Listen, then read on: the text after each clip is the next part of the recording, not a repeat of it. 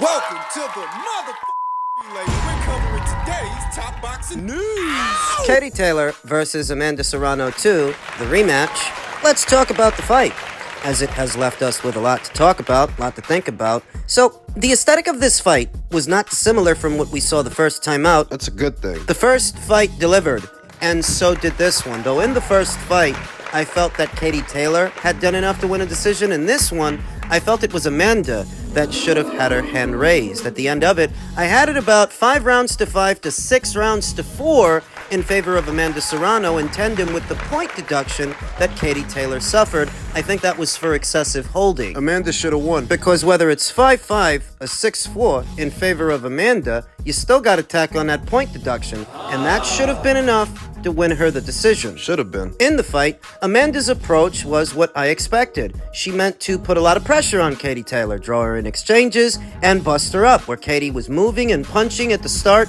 though eventually slowing down, planting her feet, and trading, same as she did in the first fight. She didn't get as hurt in this one as she did in the first one. Amanda came closer to knocking her out in the first fight than in the second fight. But I felt that the cleaner and more damaging punches were coming from Amanda more often throughout the fight, round by round. And that's not saying that Katie Taylor didn't land clean, but there was a noticeable difference between Katie landing a punch and Amanda landing a punch. Well, they both landed a lot of punches, but Amanda landed more of them. Evident in the CompuBox box stats, Amanda Serrano, after the fight, took to her social media and stated, "I landed 107 more punches than Katie, and she got a point deducted, but I lost 95-94. It doesn't make sense to a lot of people. How could Amanda have outlanded Katie Taylor by that much and landing more punches, landing punches at a higher percentile than Katie while throwing more punches than Katie, and still lose? You know what the cookie cutter argument is? They pull it out of their bag every time this happens,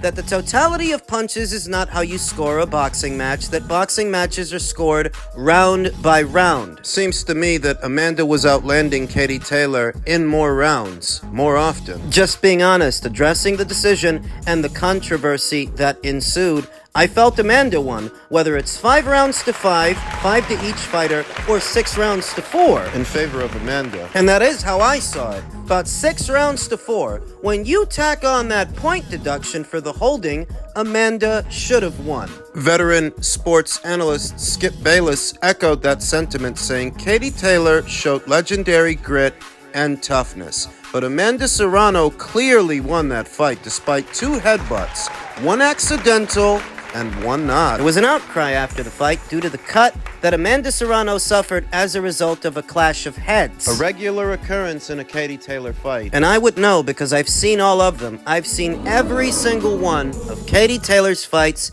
as a professional boxer in the paid ranks, and being honest, it's a regular occurrence to the point where you start to wonder, is this deliberate? Because it's gonna happen. Of the headbutt from the Serrano camp, what do you attribute those headbutts to? How did those happen, in your opinion? It just happens sometimes when you're fighting against a southpaw, especially. The fighters coming close, and it just happens.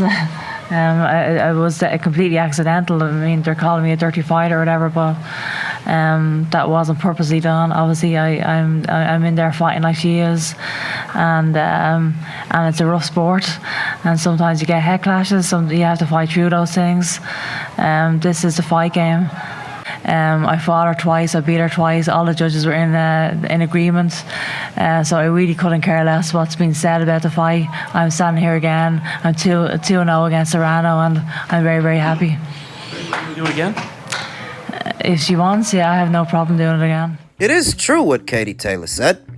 When an orthodox fighter's fighting a southpaw, it's a regular occurrence that their feet might get tangled up or there might be head clashes. But with Katie, head clashes happen with southpaws just as much as they happen with orthodox fighters. Don't forget, in the Chantel Cameron rematch, there was a clash of heads there too. And Chantel's not a southpaw, she's an orthodox fighter, like Katie. The stigma that follows Katie Taylor around is that a lot of times when she draws blood in a fight, it's not off a punch, it's off a clash of heads. It's happened regularly.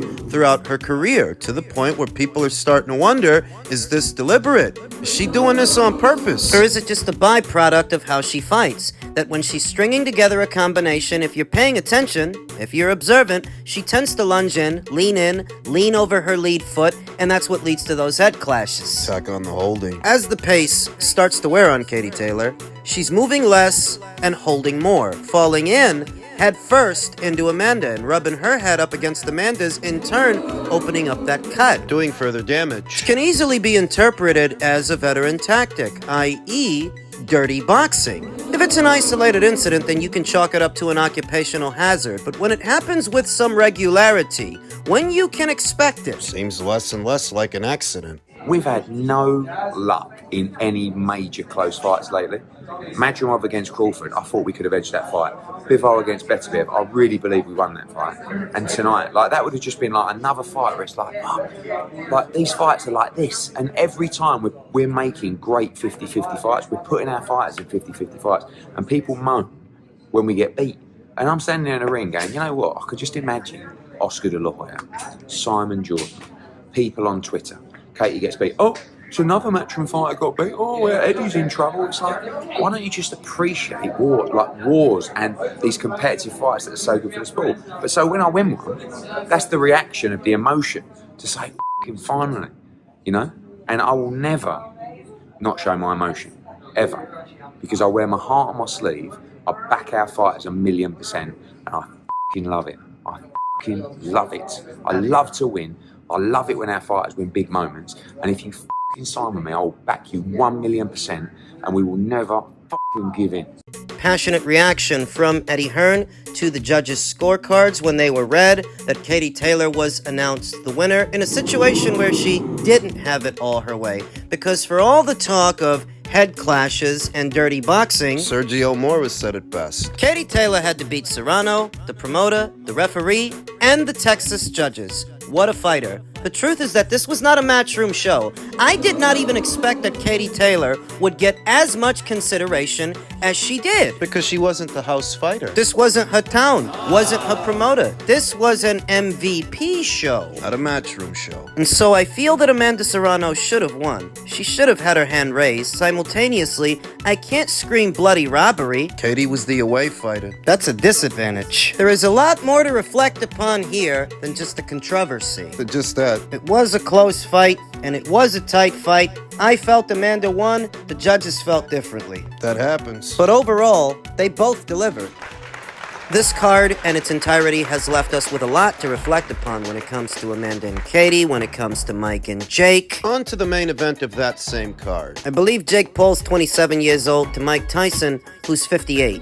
For the first 2 rounds of the fight, Mike seemed to have something in the tank, but it's no surprise that a 58-year-old fighter only had 2 good rounds in him. In fact, I think it's surprising that he even had that. He's 58. The rest of the fight was a sad display and a sad reminder of Father Time and how he's undefeated, how he's caught up to Mike Tyson the same way that he will catch up to all of us. It was nostalgia that drew the audience in. The chance to see Mike Tyson do what he does best. Nostalgia goggles. Jake danced around him for the remaining 6 rounds of the fight, just jabbing and moving and trying to keep Mike at arm's length, mindful of Mike Tyson's counter left hand, which he employed with some regularity, though off the mark. He's 58. The sharpness of the punch and the reaction time, the brunt of the impact, He's 58. will have so obviously deteriorated over time. So many were hoping that Mike Tyson could be the one to silence the circus and run it out of town, be the one to stop Jake Paul. Hindsight is 2020. That was just wide-eyed optimism. Cockeyed optimism. The entire event ended on a somber note. I saw veteran actress Charlize Theron in the crowd. Shaquille O'Neal was there. Several other celebrities. This thing really drew the world's attention. Mike is an iconoclast. Jake Paul is a celebrity in his own right, one of the more well-known and successful social media influencers. All the ingredients were there for a big event, but not a good fight. It was not a good fight. Not a good watch. Successful, yes, though you can hardly give Jake Paul credit for boxing a 58-year-old Mike Tyson and winning a points decision. I don't really think it's credit that he's after, though. I think he's a talented salesman, and the way that he packages these events, as much as people don't like him, he still manages to draw them in by being the villain, by being the bad guy, and we've seen that before. It's not their approval that Jake is after, I don't think. Well, that's just a sales pitch, that he wishes to legitimize himself as a boxer. He wants to one day fight for an alphabet title. That's just a sales pitch. How he sells it to you. Promotion that often ruffles people's feathers but doesn't stop them from watching, doesn't stop them from tuning in or purchasing a ticket to be there. Very disgruntled Gervonta Davis took to his Instagram stories reacting to the fight's outcome, saying, "To the bozo that shared the ring with Mike, you're a whole bozo for this, and you didn't get the job done, shithead." Jake Paul reacted to that by saying Gervonta Davis is just angry he's not tall enough to ride the roller coaster at Disney World. I'm sorry, little buddy. I know it's not fair. Owning his role as the villain in all of this. Veteran fighter and Hall of Fame inductee Farrell Crotch said, "I've had enough. Jake Paul, I will tie one arm behind my back and finish you for good." To which Jake Paul responded, "Sore loser, shut up. I've done more in 4 years than you have in your life. First and last time I respond to your broke, salty ass. Let me know if you want to wash my cars." People are angry. No, I expected as much. When you fight a beloved fixture in the world of sports, in the world of pop culture, really, because Mike Tyson is more than just a retired boxer, he's an icon. People love him. To the point to where even at 58 years old, they want to believe that he's still got it. They want to believe that there is still some semblance of the old Mike, who he used to be. You're angry at Jake for what is your naivety. So is there something wrong with what Jake Paul is doing by boxing fellow social media influencers and athletes from different disciplines like, say, basketball or mixed martial arts? In this instance, a retired boxer. Is he doing something wrong? I'll tell you the truth that after 11 or 12 professional fights, most boxers will not have fought a world-class fighter yet. That's the truth. Go and look. Most boxers, when they're starting out, they're fighting ham and eggers and journeymen in fights they're heavily favored to win. Not dissimilar from how Jake is fighting in fights that he's heavily favored to win. It's the truth. What I think people are really mad about is how much success he's having with these events, how much money he's making. They feel It's exploitative. But for all the people that think he's exploiting the sport of boxing, that this is exploitative, I can recall a number of professional boxers and at least one reigning world champion who wanted to box with Jake. So what is that if not exploitative? You're angry that he's exploiting Mike's old age, but you want to exploit his inexperience. When Hasim Rahman Jr. called him out, or Mayris Briedis, a reigning world champion at cruiserweight at the time. You know that Artur Beterbiev just called him out? He called him out this morning. Artur Beterbiev, who has vastly more amateur and pro experience under the hot lights against world-class fighters than Jake. Is it not exploitative for someone who's so much more experienced than someone else to want to fight them, want to box them? Is that not exploitative? I think it is. Oh, sure. There is something to be said about Jake Paul fighting the likes of a 58-year-old Mike Tyson. But these guys didn't all of a sudden start taking shots at Jake Paul and wanting to exploit his lack of experience. That didn't start this weekend. Even when he was boxing other social media influencers and athletes from different sports, mixed martial artists. Seasoned boxers wanted to exploit his inexperience. And that doesn't make them any more noble than Jake, any more virtuous. He ruffled even more feathers this weekend by boxing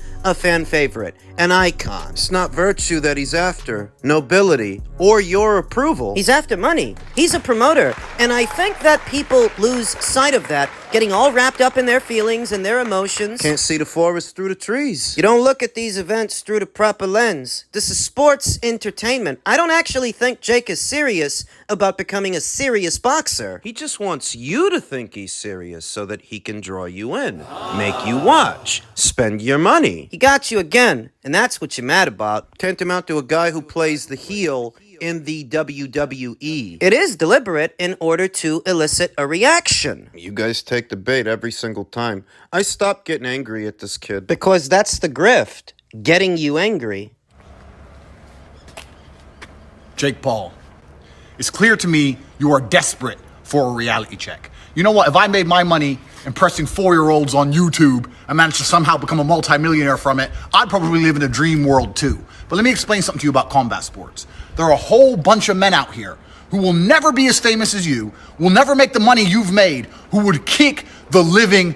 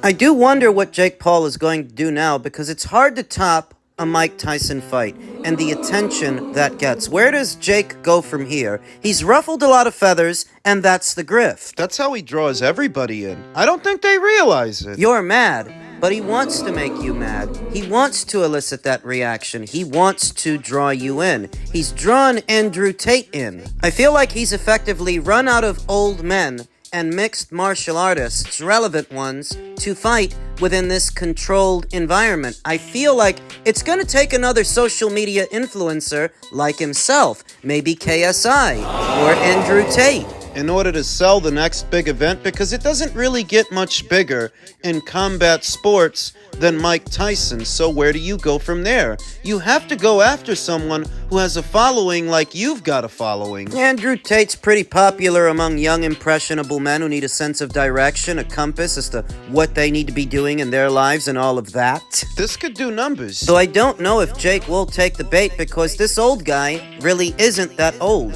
And the threat of losing, well, it is there. Do I think that Andrew Tate would beat Jake Paul? Absolutely. Do I think that a cruiserweight, not ranked in the top 10 or the top 20, the top 50, Could they beat Jake Paul? absolutely. I think there are guys that only have area titles, guys at area level, that would beat Jake Paul. But that's not the point. You're taking him too serious, and he's using that against you to make money. That's the grift. He doesn't think of himself as a serious boxer for boxing a 58-year-old Mike Tyson for 8 2-minute rounds. He's not stupid. It's that he thinks you're stupid and emotional. And that's what he uses to sell these events. He's trolling you. Because he knows you don't look at any of this through the proper lens.